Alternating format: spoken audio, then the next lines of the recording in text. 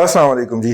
چین اور بھارت کے درمیان جو ہے وہ ایک ایگریمنٹ فائنل ہو گیا جس کے تحت چین اور بھارت کی افواج جو آئی بال ٹو آئی بال اسٹینڈ کر رہی تھیں، خاص طور پہ وہ جو جھیل ہے جس کے سیکنڈ فنگر سے آگے بڑھ گئے تھے چائنیز، وہ وہاں سے پیچھے ہٹ جائیں گی، ریٹریول ہو جائے گی.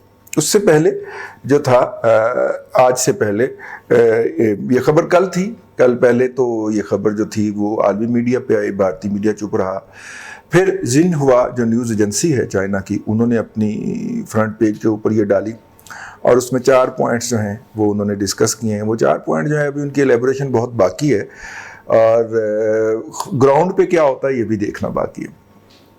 اب دیکھیے بات یہ ہے کہ اگر ہم یہ سمجھ لیں کہ یہ میرے دونوں ہاتھوں کے درمیان جو ہے وہ میدان جنگ ہے، ٹھیک ہے، یہ انڈیا ہے، یہ بھارت ہے.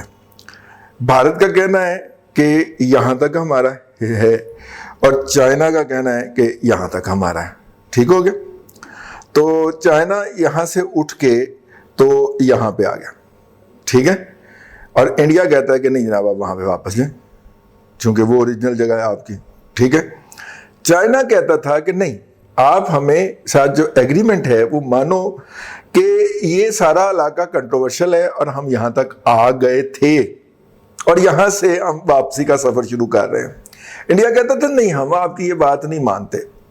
جب تک یہ پریس ریلیز نہیں آئی تھی، جب تک یہ خبر نہیں پھوڑی گئی تھی، جب تک یہ جاری نہیں ہوئی کہ جناب معاہدہ ہو گیا، تب تک یہ صورتحال تھی.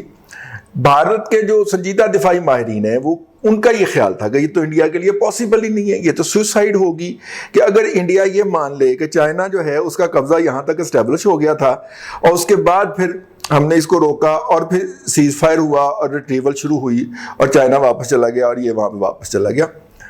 انہیں 1962 جو ہے وہ ڈراؤنے خواب کی طرح نظر آ جاتا ہے، پھر 1968 بھی آ جاتا ہے اس کے اندر. ٹھیک ہے، اس دفعہ تو کیجوالٹیز بھی بہت زیادہ. تو اگر یہ یہاں سے چلے یہاں پہ آئے اور بھارتی جو تھے وہ یہاں پہ آ گئے اور دونوں آئی بال ٹو آئی بال تھے تو دونوں ریٹریو ہو رہے ہیں. کہاں تک ریٹریو ہو رہے ہیں؟ $1 ملین کوسچن ہے. ٹھیک ہے، کیا وہ یہ تسلیم کیا ہے انڈینز نے کہ آپ یہاں تک آئے تھے اور یہاں تک آپ کا حصہ ہے؟ کیونکہ اس کے اندر لکھا ہوا ہے، وہ جو 4 پوائنٹ کی پریس ریلیز ہے اس کے اندر ہے کہ جتنے بھی پہلے ایگریمنٹ ہو چکے ہیں ان کا احترام کیا جائے گا. ٹھیک ہے، جو ایگریمنٹ ہو چکے ان کا احترام کیا جائے گا اور جو کمانڈر لیول کے، لوکل کمانڈر لیول کے، لوکل کول کمانڈر لیول کے دونوں طرف کے درمیان جو باتیں آپس میں طے ہوئی تھیں ان کا احترام کیا جائے گا. اب یہ ساری ڈیٹیل جو ہے یہ پڑھنے کی ضرورت ہے کہ اس کے اندر کیا ہوا ہے. چائنا، میں نے جیسے کہ آپ کو کہا تھا، جس رقبے میں آ گیا ہے وہ اتنی جلدی تو نہیں چھوڑے گا اور چائنا نے بہت کچھ منوایا ہے انڈیا سے. وہ کیا منوایا ہے اس کی ڈیٹیل جو ہے وہ آئندہ آپ کو کچھ دنوں تک نظر آئے گی. ایسا کیوں کرنا پڑا ہے، مجبوری کیا ہے؟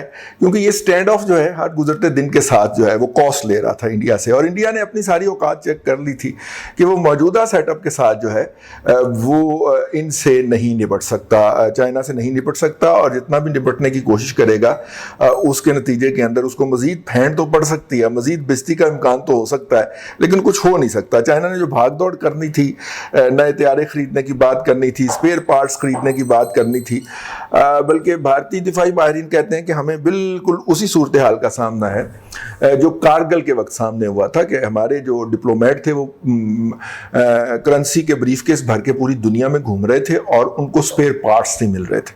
اور 20 سال کے بعد بھی سیم سچویشن تھی کہ ہمیں کہیں سے امیڈیٹلی سپیئر پارٹس بھی دستیاب نہیں تھے، اسلحہ بھی دستیاب نہیں تھا.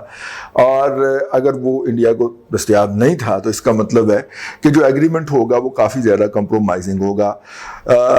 ابھی اس کی ڈیٹیل آنا باقی ہے. جیسا کہ میں نے عرض کیا، یہ 4 پوائنٹ کی جو پریس ریلیز ہے، دس از ناٹ انف، اس سے بہت کچھ آگے کی بات ہے.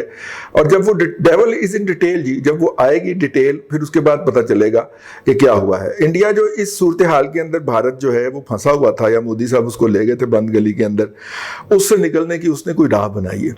ہمیشہ ہم نے یہی دیکھا کہ انڈیا جو ہے وہ اپنے تئیں جو ہے جو اس کے معروضی حالات ہوتے ہیں، جو مقامی حالات ہوتے ہیں، ان سے نکلنے کی راہ بناتا ہے لیکن وہ مزید دلدل میں آگے پھنس جاتا ہے. کیونکہ جو فیصلے جو ہیں نفرتوں، تعصبات کی بنیاد کے اوپر ہوں، تقسیم کی بنیاد کے اوپر ہوں، ان فیصلوں کے اوپر جو ہے وہ کبھی بھی برکت نہیں ہوتی ان فیصلوں، وہ لانگ لاسٹنگ فیصلے نہیں ہوتے.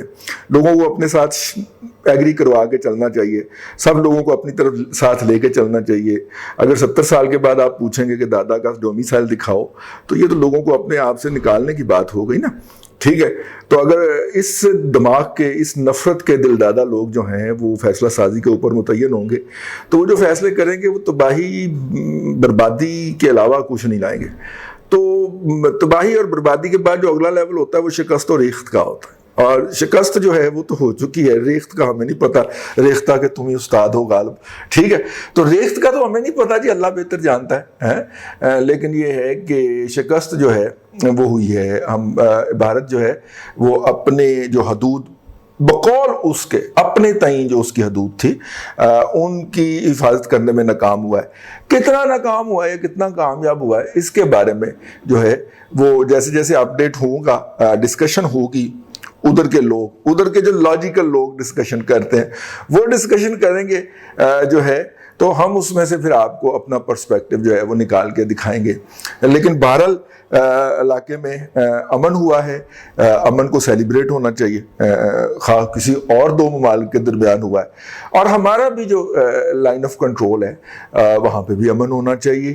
اور وہاں پہ جو اس وقت مجھے ذاتی طور پہ کچھ سمیل آ رہی ہے یا چیزیں نظر آ رہی ہیں، وہ میں نے ایک دوسرا ویلاگ بنایا، ہو سکتا ہے وہ ہم اسی کے ساتھ ہی جوڑ دیں یا ہم الگ سے جوڑ لیں. ٹھیک ہے، تو چلیے آج کے لیے اتنا ہی. اللہ آپ کو آسانیاں عطا کرے اور آسانیاں خلق خدا میں تقسیم کرنے کی توفیق عطا کرے.